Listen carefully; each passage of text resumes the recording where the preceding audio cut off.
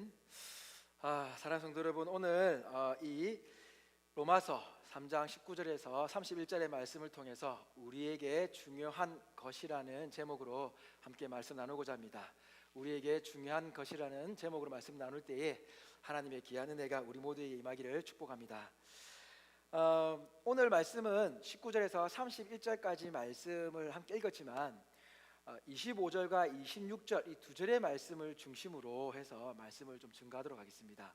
그래서 오늘 이 전체적인 말씀은 우리가 사실 교회를 좀 다니신 분들은 잘 접했던 말씀이고, 또 많은 신학자들이나 또 유명한 목사님들 또는 은혜를 받았던 성도님들이 참 이 말씀을 통해서 은혜 받았다라고 하는 대표적인 구절이 또 이 3장의 말씀이기도 합니다.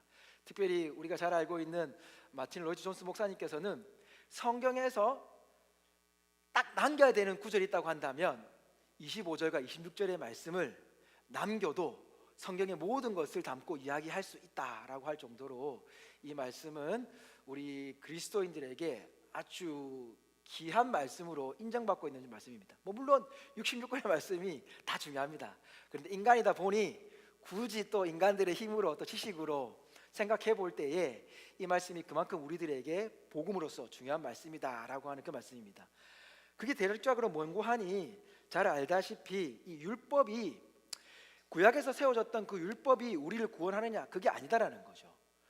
그 율법이 구원을 하는 게 아니라 하나님의 의가 우리를 구원으로 인도한다라고 말을 하고 있는 겁니다.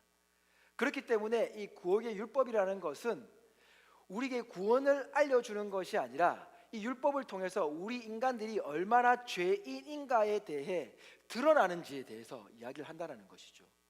율법이 주어진 것은 너희들이 이렇게 하면 천국 못 가, 하나님의 자녀가 될 수 없어가 아니라 율법을 통하여서 내 자신을 비춰볼 때에 그 율법을 다 지키지 못하는 내 삶이 얼마나 죄인인가에 대해서 드러나게 되는 것이고, 이런 죄인임에도 불구하고 하나님의 의가 우리를 구원으로 인도해 주신다. 그런데 그 의가 발현되는, 실현되는 그 이유가 어디 있느냐? 바로 예수 그리스도에게 있다라고 이야기합니다. 그래서 그 예수 그리스도의 피가 우리의 희생 제물이 되어서 우리의 죄를 담당하셨다, 즉 감당하셨다라는 것이죠. 뒤에 설명하겠지만 간단히 말씀을 드리면은 이 감당했다라는 것은 우리가 그동안에 지었던 죄를 감당했다라는 것이 아니라 우리가 앞으로도 짓게 될 이 죄들까지도 모든 우리 인생의 모든 죄악들을 다 감당해 내셨다라는 것입니다.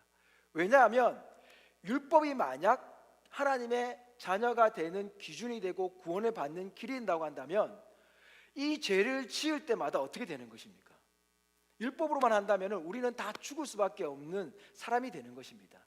그런데 이 모든 것들까지도 예수 그리스도가 희생 제물이 되셔서 우리의 모든 죄를 감당하셨기 때문에 우리는 하나님의 구원으로 가는, 즉 이것이 하나님의 의다라고 이야기하고 있습니다. 그래서 사도 바울은 우리들에게 이렇게 얘기합니다. 그렇다고 한다면 이 율법이 주어졌던 유대인에게만, 만약 율법이 구원을 얻는 길이라고 한다면 율법이 주어졌던 구약 시대에 나왔던 이 유대인에게만 그럼 구원이 있느냐? 그게 아니다라고 말씀해 주고 있습니다. 아니다. 이 구원을 받을 수 있는 것은 유대인에게뿐 아니라 이방인에게도 기회가 있다라고 이야기를 해주는 것이죠. 율법이 만약 기준이었다고 한다면 그 율법을 받지 못했던 우리들은 어떻게 구원을 받을 수 있겠냐라는 겁니다. 그래서 바로 바울은 우리들에게 이야기합니다. 진실로 모든 사람의 하나님이 되신다라고 이야기하고 있습니다. 하나님의 자녀가 되는 조건에는 유대인이라서 되는 게 아닙니다. 율법을 받은 사람이라서 되는 게 아니라 이 율법을 만나게 되는 모든 사람들은 자신의 죄로 인해서 죽을 수밖에 없지만 하나님께서 의를 통해서 그 의가 무엇이다? 예수 그리스도라고 얘기하고 있습니다. 그래서 그것을 통해서 우리가 구원을 얻게 되었다라는 말씀을 이야기하고 있습니다. 그래서 31절에 우리가 믿음으로 말미암아 율법을 그러면 파기해야 되느냐, 없애야 되느냐, 율법이 없어도 된다라고 말하느냐? 그게 아니다. 믿음을 통해서, 이 하나님의 의를 통해서 그 율법을 더욱더 굳게 세워진다. 즉 구약에 주셨던 그 말씀이 무너져야 되는 것이 아니라 그것을 통하여서 하나님의 구원이 어떻게 이루어지고 있는지에 대해서 더 확실하게 나타내 주고 있기 때문에 구약과 신약은 서로에게 필요한 존재이며, 하나님께서 주셨던 이유는 율법을 없애야 되는 것이 아니라 이 율법을 통해서 우리가 하나님의 은혜 속에 살고 있다라는 것이 더욱더 완벽하게 증명되고 있다라는 것을 말씀해 주는 말씀입니다. 오늘 이 말씀을 사도 바울이 우리에게 해주고 있는데, 그 중에서 우리가 읽었던 이 말씀 24절에서 25절을 우리가 오늘 좀 더 깊이 살펴보도록 하겠습니다. 여러분, 제가 얼마 전에 한 달 전쯤이었습니다.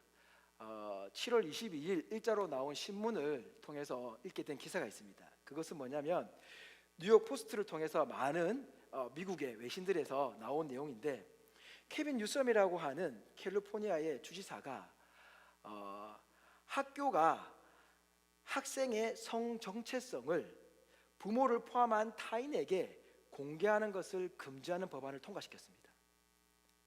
쉽게 말하면 내 자녀가 트랜스젠더가 되는 것에 대해서, 게이나 레즈비언이 되는 것에 대해서 부모의 간섭이 필요가 없다라는 거죠. 법적으로 막는다는 겁니다. 부모에게 말하지 않고 나의 성을 바꾸어도 오케이. 그런데 그 범위가 유치원생부터 고등학생까지입니다. 그걸 통과시켰습니다. 여러분, 이것이 성소수자를 위한 법이 합당하다라고 생각하십니까? 아니면 불합리하다라고 생각하십니까? 성소수자를 보호한다는 이 법이 왜 필요한 것일까요? 라고 한번 생각해 봤으면 좋겠습니다. 성소수자뿐만 아니라 어떤 소수자의 의견에 대한 존중을 왜 해줘야 되냐는 것입니까? 그것은 사회 안에서의 화목을 위해서 아니겠습니까? 안정을 위해서 아니겠습니까? 물론 저희는 동성애자를 반대합니다. 성경이 아니니까 반대합니다. 찬성을 내서 이게 필요하다는 것이 아니라 소수자라고 하는, 모든 종류의 소수자라고 하는 이 소수자들을 보호하기 위한 법안은 사회와 연합하여서 화목하기 위한 방법이 되어야 되지 않겠냐라는 사회적인 관점에서 말씀을 드리는 겁니다. 그런데 이러한 관점에 맞서서 학부모들이 단체를 만들어 항의를 합니다. 왜냐하면 부모의 권리를 침해하는 법이라는 거죠. 여기엔 동의가 되십니까? 부모님들은 100% 동의가 되시죠? 저 역시 그렇습니다. 저는 5살 때 이제 유치원 들어갑니다. 9월이면 킨더가든 들어가는 아들이 있습니다. 그리고 엘리먼터리 아들이 있습니다. 미들스쿨이 있습니다. 그러니까 다 시기 다 있죠. 이 범위 다 들어갑니다. 한 명이라도 이런 일이 벌어진다면 미치고 발작 뛸 것 같습니다. 부모님들이 부모의 권리를 침해하는 거다. 왜냐? 하루아침에 내 자식을 잃게 되는 거다라는 겁니다. 그런데 더 놀라운 사실이 있습니다. 미국의 질병통제예방센터에서 나온 결과가 있습니다. 성전환 청소년이 일반적인 또래의 아이들보다 자살 시도 가능성이 3배 이상 높다고 합니다. 자, 그렇다고 한다면 지금 부모님들이 항의하고 있는 하루아침에 자녀를 잃게 되는 끔찍한 법이다라는 것에 대해서 동의가 되십니까? 이렇게 성전환으로 인하여서 자살 시도하는 일이 3배 이상 높음에도 불구하고 성소수자를 위하여서 법안을 통과시켜버리는 이 일. 그리고 또 있습니다. 캐나다에도 한 달 전쯤에 온타리오 주에 있는 한 카톨릭 고등학교에서 일어난 일입니다. 이 학교에 16살 된 조시 알렉산더라고 하는 고등학생이 있습니다. 이 학생이 학교에 의해서 무기정학이라는 처벌을 받았습니다. 그 이유가 뭐냐면 그 학교에 트랜스젠더 화장실을 만든다는 겁니다. 이 법안이 통과가 되는데 그 전에 어떤 일이 있었느냐? 여학생의 화장실에 남자들이 들어와서 화장실 사용하는 겁니다. 왜? 자기는 남자가 아니라는 거죠. 근데 이게 여자친구들이, 이 여학생들이 불쾌감을 느꼈습니다. 무서워했습니다. 그래서 교장 선생님에게 항의했습니다. 한 학생이. 그 사실을 알게 된 이 조시라는 친구가, 나는 하나님이 믿는 자녀이고 성경에 의해서 봤을 때는 동성애는 잘못된 겁니다. 그렇기 때문에 학교에서는 화장실의 구분을 확실히 지어줬으면 좋겠고, 여학생들이 이러한 어려움을 겪지 않았으면 좋겠습니다라고 항의를 했더니 이 친구는 인종차별자로 낙인이 찍혔습니다. 그래서 이 친구가 이 말에 동의하는 친구들과 함께 시위를 하기로 결정을 했는데, 시위하기 이틀 전에 어떻게 학교에서 알았는지 이틀 전에 무기정학을 줘서 그 시위를 못하겠다는 겁니다. 그리고 한 학기를 마치고 다음 학기 돌아갔습니다. 학교에서 경찰을 불렀습니다. 그 이유가 뭐냐? 너가 지금의 우리 학교에서 시행하고 있는 이 트랜스젠더법에 동의를 한다면 학교에 다닐 수 있다. 동의하지 않는다면 안 된다는 겁니다. 이 친구는 동의하지 못한다고 했습니다. 나는 하나님을 믿고 하나님은 남자와 여자 만드셨습니다 라고 했더니 경찰을 불러서 학교 밖으로 쫓아버렸습니다. 자, 여러분, 이러한 뉴스의 내용을 들으시고 여러분들은 어떤 생각이 드십니까? 그러면 그 학교에서 교장 선생님을 비롯한 모든 선생님들은 정당한 생각을 가지고 있는 사람이고, 이 학생은 정당한 생각을 가지지 못한 사람이라고 생각하십니까? 제가 예전에 이런 일 때문에 논문을 한 편 찾아서 읽은 적이 있습니다. 성소수자에 관한 논문이었습니다. 몇 개를 찾아서 읽었습니다. 한 내용 중에 이런 내용이 있었습니다. 예전에는 이 동성연애자가 죄인 취급을 당했습니다. 그래서 이 동성연애자들이 길거리에서 맞기도 하고, 동성연애자라는 이유로 집에서 쫓겨나기도 하고, 오히려 사회에서 핍박을 받았다는 것이죠. 이것이 발전이 되어서 성소수자법이 지금 이렇게 완성되게 되었다는 논문이었습니다. 그래서 이 법을 보호하는 것이 필요하다라고 하는 그런 논문이었습니다. 자, 그렇다고 한다면 반대로 한번 생각해 보겠습니다. 그들이 성소수자이기 때문에 법의 보호를 받아야 된다고 한다면 자신의 생각을 주장하고 있는 이 사람의 소수적인 생각도 보호를 받아야 되는 것 아닐까라는 생각을 해봅니다. 지금 제가 말씀드리는 것은 기독교적인 관점에서가 아니라 사회적인 관점에서 바라볼 때의 이야기입니다. 사회에서 성소수자들을 보호해야 한다고 이야기합니다. 그렇다고 한다면 이와 반대되는 이야기도 이야기하는 이 소수자들에 대해서도 같이 존중을 해줘야 되는 것이 맞는 것 아닌가라는 생각을 해봅니다. 그런데 지금 어떻습니까? 역차별이 일어나고 있는 것입니다. 그럼 이제 말씀으로 돌아가 보겠습니다. 세상은 우리에게 계속 이야기하고 있습니다. 세상이 한 사람 한 사람을 존중하는 사회가 되어야 된다. 그런 사회를 만들어 가고 있다고 이야기하고 있습니다. 그런데 지금 이렇게 일어나고 있는 일들이 과연 세상에서 말하고 있는 그 이유와 걸맞게 흘러가고 있습니까? 아니면 다르게 흘러가고 있습니까? 저는 이 세상을 살아가고 있는 힘들어지는 이유 중에 여러 가지가 있습니다. 요즘에는 대표적으로 경제적인 이유를 많이 꼽지요. 그런데 저는 개인적으로는 인간 대 인간의 문제라고 봅니다. 세상은 분명히 한 사람의 의견을 존중하고 그 사람이 존중받아야 된다고 이야기하고 있습니다. 그런데 과연 그러냐라는 질문을 던질 때 어떻습니까? 여러분, 화목이라는 단어는 사람들이 어울려 사는 그 사회에서 사람들과의 관계가 뜻을 맞추어서 잘 살아가는 것을 화목이라고 합니다. 세상은 이런 화목을 추구하기 위해서 작은 소수자까지도 인정을 해줘야 된다고 이야기를 하고 있습니다. 그런데 이 화목을 만들어 가자고 하는 세상이 지금 화목을 만들어 가느냐라고 하는 질문을 던진다고 한다면 저는 아니라고 봅니다. 오히려 인간 대 인간의 사이를 의견을 통해서 더욱더 갈라놓게 만드는 것이 지금의 사회라고 저는 생각을 합니다. 가장 간단한 이유가 조금 전에 예화를 말씀드렸던 이야기입니다. 이 두 가지 뉴스만 봐도 그렇습니다. 사실 이 종류의 비슷한 뉴스들이 굉장히 많습니다. 지금 이런 뉴스들이 너무나도 많고 넘쳐나고 있습니다.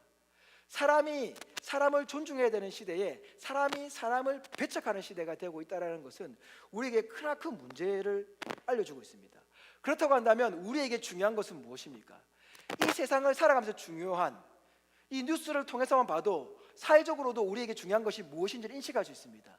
그렇다고 한다면 이런 사회를 살아가면서 이제 점점 더 부정을 당해가는 우리 그리스도인들, 신앙인들에게 있어서 중요한 것은 무엇일까라는 겁니다. 그럼에도 불구하고 말씀을 붙들고 살아야 된다? 맞습니다. 맞지요. 더욱더 기도하고 세상을 향해 기도해야 된다? 맞습니다. 그런데 정말 우리 그리스도인들에게 중요한 것이 있습니다. 그것이 뭐냐면 한번 오늘 말씀 보겠습니다. 22절인데 24절 보기 전에 22절 말씀을 같이 한번 읽도록 하겠습니다. 같이 한번 읽겠습니다. 시작.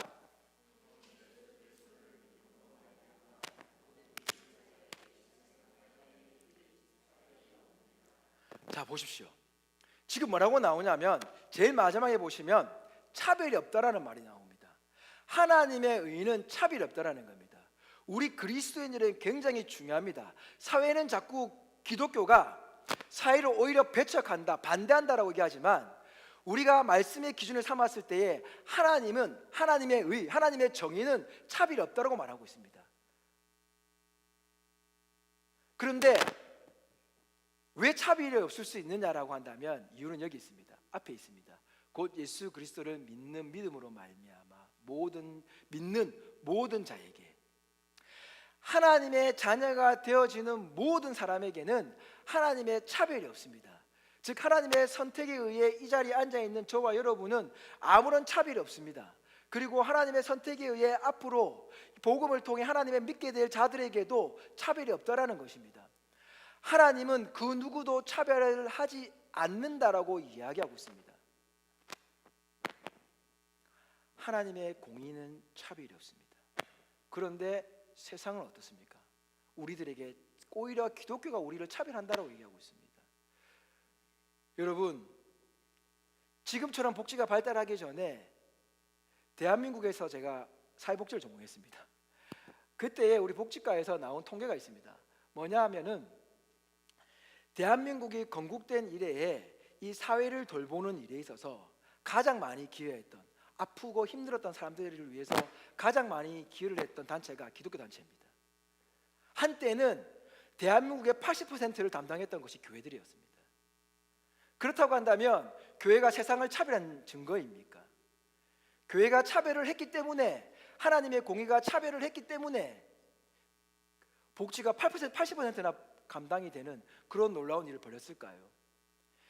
세계적으로 나라가 교육적으로 발전한 나라들을 보면은 대부분의 나라들이 다 어떻습니까? 공통적인 것이 있습니다. 선교사님들이 들어가서 학교를 세웠다라는 겁니다. 병원을 세웠다라는 것입니다. 대한민국도 마찬가지 아닙니까? 그렇다고 한다면 하나님의 공의가 세상을 향해서 차별을 주었습니까? 우리가 율법을 잘못 해석했기 때문에 세상에 아픈 사람들 또는 나와 다른 사람들을 차별했을 줄은 모르겠습니다. 그러나 하나님의 공의에서는 세상을 향해 차별한 적이 없다라는 것을 사도 바울은 말하고 있습니다. 그 이유가 무엇인지 아십니까? 오늘 우리가 읽었던 이 두 절의 말씀을 통해 나오고 있습니다. 우리 24절의 말씀을 한번 볼까요? 25절의 말씀을 한번 볼까요? 자, 25절에 보면은 이렇게 나와 있습니다. 이 예수를 하나님이 그의 피로써 믿는 믿음으로 말미암는 화목제물로 세우셨으니 이는 하나님께서 길이 참으시는 중에 전에 지은 죄를 간과하심으로 자기의 의로우심으로 나타내려 하심이니라고 되어 있습니다. 자, 보십시오. 하나님의 공의가 순서로 딱 나옵니다. 우리가 전체적인 개관을 설명해 드릴 때에 우리의 죄가 드러난다고 했습니다. 율법을 통해서. 그때 보십시오. 그런데 이 죄를 완벽하게 해결해 주신 분이 예수 그리스도신데, 이 예수 그리스도를 보내서 해결받기 위해서 누가 계획했느냐? 하나님이라고 이야기하고 있습니다. 하나님이 누구를 보냈다고요? 예수를 보냈다고 합니다. 그리고 그 예수의 뭐를 통해서? 피를 통해서 우리가 믿을 수 있게 되었고, 이것은 곧 무엇이다? 화목 제물이다라는 것입니다. 즉 예수님의 피로 우리의 죄가 씻어진다라는 것은 하나님과 우리의 관계가 회복되어지기 때문에 화목 제물이라고 하고 있습니다. 구원이라는 것은 하나님을 통해서만 이루어집니다. 그런데 이것은 하나님과의 관계를 통하지 않고서는 안 되는데, 하나님은 죄가 없으시기 때문에 죄가 있으면 우리가 구원을 받을 수가 없습니다. 모세가 하나님을 보지 못한 결정적인 이유가 무엇 때문입니까? 죄인이기 때문입니다. 그 죄가 완벽히 사라지지 않기 때문입니다. 그래서 하나님과 직접 대면할 수 없었습니다. 마찬가지로 모든 사람은 죄가 있기 때문에 하나님과 직접 대면할 수가 없습니다. 그런데 우리가 구원함을 이루는 영생에 이르게 되었을 때는 어떻게 됩니까? 하나님과 동거함이 됩니다. 왜입니까? 죄의 문제가 완벽히 해결된 사라진 관계가 되기 때문이라는 것입니다. 하나님과 동거함이 되어 영생을 이룬다는 것은 하나님과 함께 살아간다는 의미가 되는 겁니다.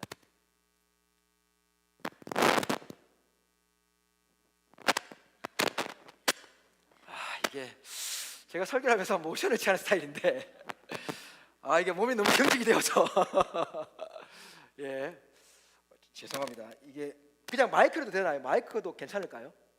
예.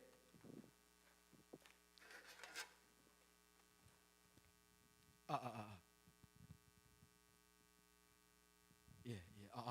훨씬 낫네요. 예. 이게 딱 올라가는데 그죠? 예. 그래. 예, 죄송합니다. 예, 그래서 우리가 이 하나님과의 관계를 이룰 수 있는 길은 오직 예수 그리스도가 이 피 흘림을 통해서 우리의 죄가 씻어짐을 통해서 일어난다라는 것이죠. 여러분, 죄의 문제가 해결되지 않으면 우리는 하나님 관계를 이뤄갈 수가 없습니다. 이 죄의 문제가 해결되었기 때문에 가능한 것입니다. 그러면 우리가 여기서 한 가지 의문을 던질 수 있습니다. 그러면 우리가 죄인인데 하나님께서 믿음을 통해서 우리가 구원받게 해주셨다라고 말씀하고 있습니다. 그런데 더 놀라운 사실은 그럼 우리가 스스로 이 죄인인 것을 깨달아서 믿을 수 있게 되어서 구원을 얻게 되었느냐? 또 그것은 아니라고 합니다. 하나님이 우리를 믿을 수 있는 그 길로 인도하셨다라고 합니다. 그것이 은혜라고 이야기를 합니다. 죄의 문제가 해결되지 않았는데 이 이유를 제가 깨닫지 못했는데 어떻게 하나님에 의해서 우리가 믿을 수 있게 되었냐라는 겁니다. 구원받은 자녀가 되었냐라는 겁니다. 나는 한 번도 나의 죄에 대해서 회개하고 나오지 않았는데 또는 내가 이러한 사실을 모르고 어릴 때부터 믿었기 때문에 그냥 구원받았다라고만 생각했는데 어떻게 이럴 수 있냐라는 질문을 던질 수 있습니다. 그래서 이야기를 합니다. 26절 다시 한번 넘겨주실래요? 다음 절로 26절 가면은 이렇게 나옵니다. 곧 이때에 자기의 의로우심을 나타내사 자기도 의로우시며 또한 예수 믿는 자를 의롭다 하려 하심이라. 여러분, 하나님은 왜 이렇게 우리가 이해 안 되는 것 같은데 이 일을 먼저 하시고 즉 결과를 먼저 우리에게 주시고 과정을 이끌어 가느냐? 그 이유는 하나님의 의로우심을 드러내시기 위함이라고 이야기를 합니다. 하나님께서 그럼 교만해서 내가 잘났으니까 내가 너희를 창조했으니까 그래서 자신의 의를 드러내고자 하시는 걸까요? 그것 또한 아닙니다. 히브리서 9장에 가면 이 말씀이 잘 나와 있습니다. 마틴 로이 존스 목사님이 이 구절의 주석은 바로 이 히브리서 9장 15절이다라고 말씀하셨는데 그 한 절만 보면 이해하기가 좀 힘들기 때문에 12절부터 17절까지 우리가 이건 좀 길지만 한 목소리로 한번 읽어보겠습니다. 같이 읽겠습니다. 시작. 염소와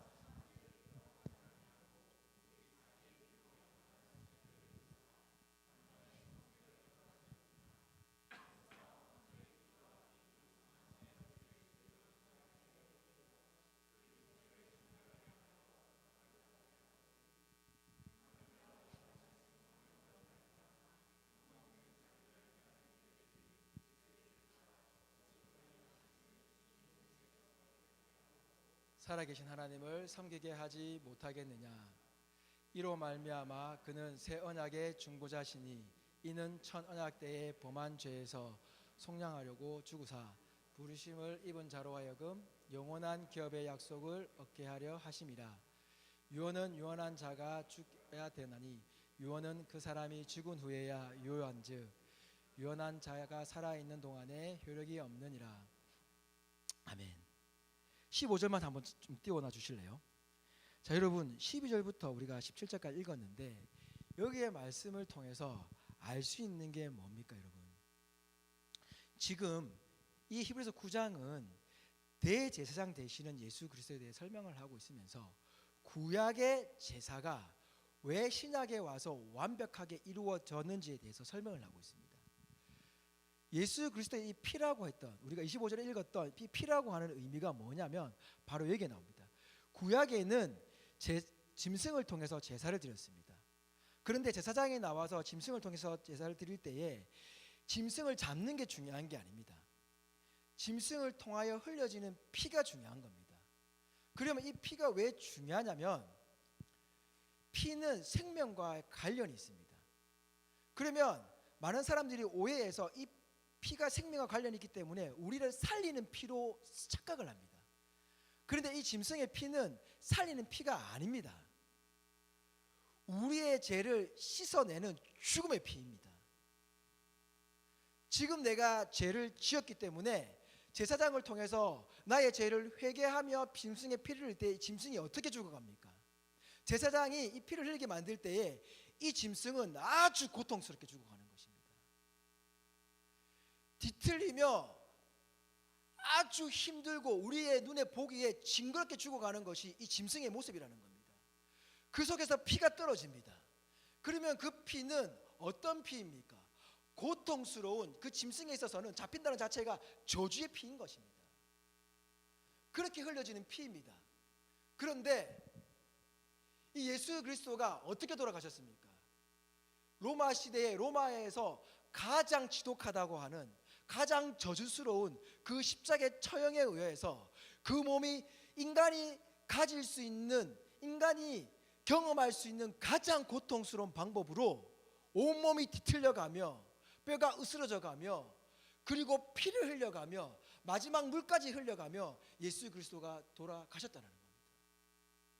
그러니 구약시대 때의 제사를 통해서 흘렸던 그 짐승의 피는 그 율법에 의미하는 것은 우리의 죄가 드러나서 우리는 이렇게 고통스럽게 죽어갈 수밖에 없는 저주스러운 존재이지만 이 짐승을 통해서 하나님이 너의 죄를 갚아주셨다는 겁니다. 예수 그리스도가 그렇게 죽어가심으로 피 흘림을 통해 우리의 죄가 씻었습니다. 짐승은 그때그때 절기 때마다 해결을 봐야 됩니다. 예수 그리스도의 피는 화목 제물이라고 하셨습니다. 그리고 이 오늘 본문 읽었던 이 본문 31절까지의 말씀 포함하고 있는 것은 무엇입니까? 앞으로 있을 죄까지도 예수 그리스도가 단번에 해결하셨다는 겁니다. 그래서 이 죄가 해결되었기 때문에 우리는 하나님과의 인격적인 관계가 이루어지는 겁니다. 오해하시면 안 됩니다. 구약에 들었던 제사의 피는 우리를 살리는 피가 아니라 우리의 죄를 죽이는 피이며 그 우리의 죄를 죽일 때마다 필요했던 그런 우리의 죄를 깨닫게 하는 피였다는 사실입니다. 그런데 예수 그리스도의 피는 그것을 뛰어넘어 우리와 하나님과의 관계가 영원히 지속될 수 있도록 만들어 주셨다는 겁니다. 이것이 하나님께서 우리에게 정의를 드러내고자 하는 이유라고 오늘 사도 바울은 말씀해 주고 있습니다. 그러면서 9장 15절에는 제가 한번 다시 읽어드리겠습니다.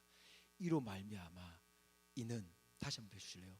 새 언약의 중보자시니 새 언약이 이루어졌다는 겁니다. 옛 구약의 법이 이제는 무너지고 새롭게 예수 그리스도를 통해서 우리가 하나님과의 올바른 관계, 온전한 관계가 맺어져 중보자가 되셨다고 합니다. 이는 첫 언약의 때에 범한 죄에서 속량하려고 주구사 부르심을 입은 자로 하여금 영원한 기업의 약속을 얻게 하려 하십니다. 유언한 자가 어떻게 된다고요? 죽어야 된다고요. 그래야 발의가 된다는 겁니다. 그래서 예수 그리스도가 십자가에 달려 죽으셨습니다. 하나님이 이미 구약에서부터 계획하고 계셨던 겁니다. 죽은 후에야 유언한 자가 살아있는 동안에는 효력이 없다라고 하고 있습니다. 그것을 또 구약은 뒷받침합니다. 이사야서를 한번 보여주실래요? 이사야서에서 가면 우리에게 또 나오는 말씀이 있습니다. 같이 한번 읽겠습니다. 시작. 그가 찔림은 우리의 허물 때문이요.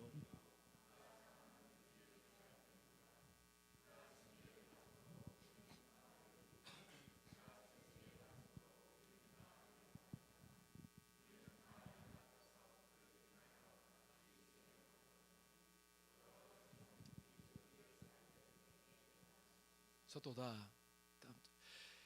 여호와께서 그에게 상황을 받게 하시기를 원하사 지고를 당하게 하셨은즉 그의 영혼을 속건 제물로 드리기에 이르면 그가 씨를 보게 되며 그의 날은 길 것이요 또 그의 손으로 여호와께서 기뻐하시는 뜻을 성취하시리로다. 아멘. 어떻습니까? 사실은 이렇게 비슷하게 예언한 구절들이 너무나 많습니다. 구약에. 그런데 우리가 잘 알 수 있는 대표적인 말씀을 끌어왔습니다. 여러분, 하나님께서는 자신의 정의를 지금 드러내신 이유가 뭐냐면 사실 지금 드러내신 게 아니죠. 이미 계속해서 드러내주고 있었다라는 겁니다. 이 이사야 53장의 말씀도 사실 그 전에 계속해서 이사야를 통해서 제발 회개해, 돌아와, 너건 망해. 그런데 중요한 것은 너희는 망하지 않을 거야. 왜? 하나님이 너희를 선택했으니까라는 것입니다. 그 이유가 어디 있느냐? 하나님이 우리를 선택하셔서 구원하시겠다라고 하는 그 구원의 계획에 이미 예수 그리스도를 통해서 우리와 화목하시겠다라고 하는 계획이 잡혀져 있었기 때문입니다. 그래서 우리를 대신해서 찔림을 받으시는 겁니다. 우리의 허물을 대신 지시는 겁니다. 여러분, 세상은 발전하고 있습니다. 그래서 우리에게는 안타까운 뉴스지만 어떤 사람에게는 환영을 받는 그 뉴스가 세상에서 흘러나오고 있습니다. 그 뉴스가 나오게 된 이유를 찾아보면 이렇습니다. 발전입니다. 세상에서 말하는 변화입니다. 그리고 유토피아를 지향하는 모습 때문입니다. 세상은 유토피아를 지향하여서 계속해서 변해가고 있습니다. 저는 설교 때마다 자주 이런 말씀을 드렸습니다. 그런데 여러분, 성경 말씀은 지금 기록된 사도 바울이 기록한 때나 율법이 기록되어졌던 모세의 때나 변함없이 똑같은 말씀을 하고 있습니다. 변함이 없습니다. 그런데 그 변함이 없는 그 하나님 말씀 속에서 누가 변합니까? 사람이 변합니다. 사람의 지혜로 사람을 변화시킬 때에는 오늘날처럼 인간 대 인간이라고 하는 무서운 대립이 발생하게 됩니다.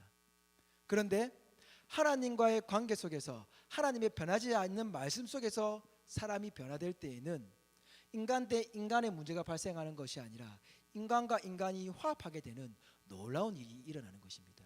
그곳이 바로 어디냐? 교회입니다. 그래서 교회를 뭐라고 지칭하느냐? 예수의 피값으로 사신 교회라고 하는 겁니다. 예수의 피값으로 하나님과 우리가 화목되었습니다. 예수님의 피값으로 그럼 교회가 세워졌다는 것은 무엇입니까? 예수님의 피값 때문에 저와 여러분이 서로 화목하는 존재가 될 수 있다는 겁니다. 어디 안에서요?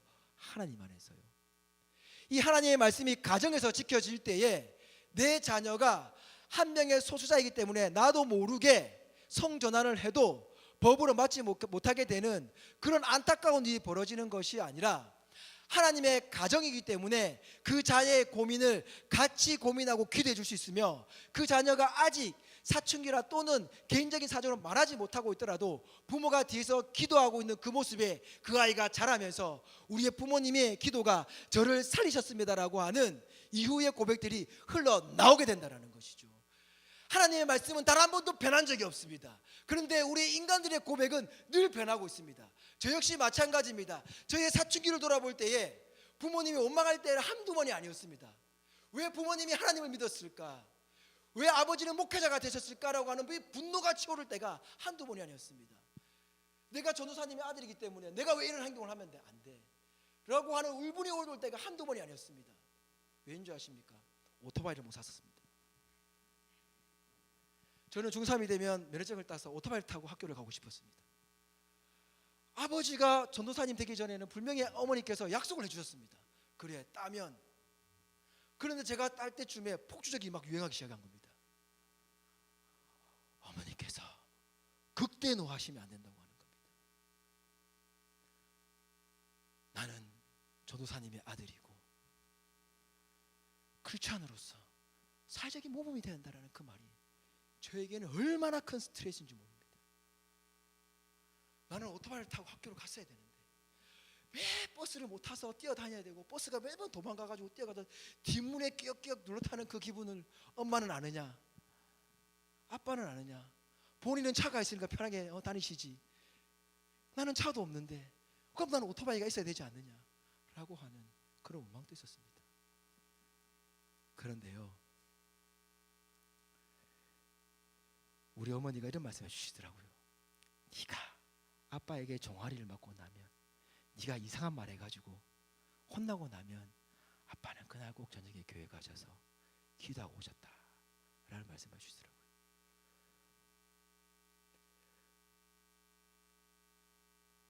제가 너무 힘든 날 있을 때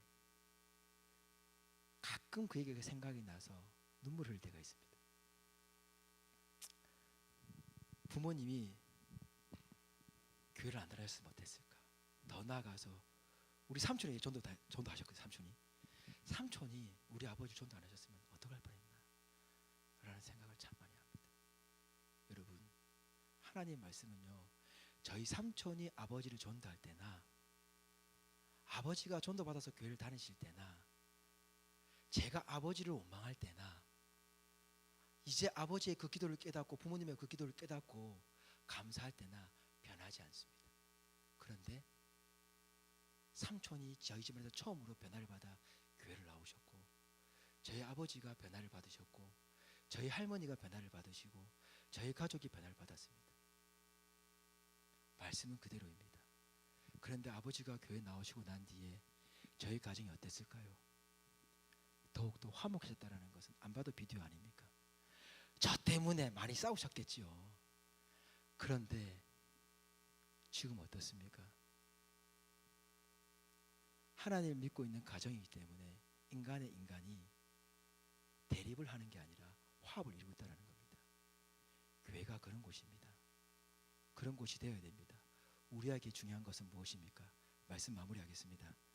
여러분, 우리에게 중요한 것은 다른 게 아닙니다. 변하지 않는 하나님의 말씀이 우리를 변화시킨다는 겁니다. 이 사실을 인정하고 가야 됩니다. 그리고 오늘 우리가 읽었던 말씀처럼 오늘 본문의 말씀 한번 띄워주실래요? 25절 26절 한번 띄워주실래요? 25절에 보면은 로마서 6장 이제 넘어가겠습니다. 시간이 없어서. 25절에 가면은 이 예수를 하나님의 그의 피로써 믿음으로 말미암아 화목제물로 세웠었으니 이는 하나님께서 길이 참으시는 중에 전에 지은 죄를 관가하심으로 전에 우리가 짓던 죄 또한 어떻게 하신다고요? 내버려 두셨다라는 겁니다. 왜요? 이유가 있습니다. 자기의 의로우심을 나타내시려고. 왜? 이 관가했다는 말을 우리가 그냥 내버려뒀다라는 평이야 그냥 버려주셨다 이 말로 생각하시면 안 됩니다. 우리가 해결할 수 없기 때문에 내어주셨다라는 겁니다. 왜? 이 문제를 해결할 수 있는 능력은 하나님밖에 없기 때문입니다. 다음 절 넘겨주세요. 66절입니다. 고지 때에 자기의 의로우심으로 나타나사 자기도 의로우시며 또한 예수 믿는 자를 어떻게 하신다고요? 의롭게 하시겠다. 하나님이 우리에게 자기의 의를 드러내시는 이유는 우리를 또한 의롭게 하시겠다는 겁니다. 하나님의 의가 무엇이었습니까? 죄를 용서해주고 죄인을 포용해주는 겁니다. 그러면 우리가 의롭게 된다는 것 또한 무엇이겠습니까? 사람을 어떻게 한다고요? 용서해주고 안아주는 겁니다. 그게 십자가의 능력입니다. 그 능력이 발현되는 곳이 교회입니다. 그 능력이 발현되는 곳이 부부 관계이며 자녀와의 관계이며 가정 안에서의 관계입니다. 우리에게 중요한 것은 바로 이것입니다. 세상이 그 어떤 유토피아를 만들어 발전해 나간다고 하더라도 이 말씀이 우리 중심 안에 잡혀 있지 않으면 어떠한 일이 벌어진다고요? 세상에 휩쓸려서 말씀을 내 스스로 변화시키는 오늘과 같은 이단들이 발생하게 되는 겁니다. 사랑하는 성도 여러분, 세상의 방식은 변해갑니다. 반주 좀 해주십시오. 찬양팀 나오시면 됩니다. 그러나 하나님의 방법은 변하지 않습니다. 일관성을 유지하십니다. 구약의 시대나 예수님의 십자가를 담당하셨던 그 시대나 지금이나 구원을 이루시는 하나님의 정의는 변함이 없습니다. 이 얼마나 놀라운 은혜입니까? 얼마나 하나님이 위대하신 분인지를 나타내주는 말씀입니까? 예수 그리스도의 십자가를 통해 깨달아 알아야 되는 그 의미가 무엇입니까? 하나님이 우리를 사랑하신다라고 하는 그 말을 할 수 있기 이전에 바로 이 하나님의 정의가 실현되었기 때문에 사랑의 하나님이 되신다라고 하는 이 하나님의 놀라운 속성을 우리는 잊지 않고 나가야 됩니다. 그래서 하나님의 정의 안에서 우리의 인생의 가치관을 바르게 세워서 살아가며 교회 안에서 가정 안에서 참된 화목을 이루시며 살아가시는 저와 여러분 되기를 주님의 이름으로 축복합니다.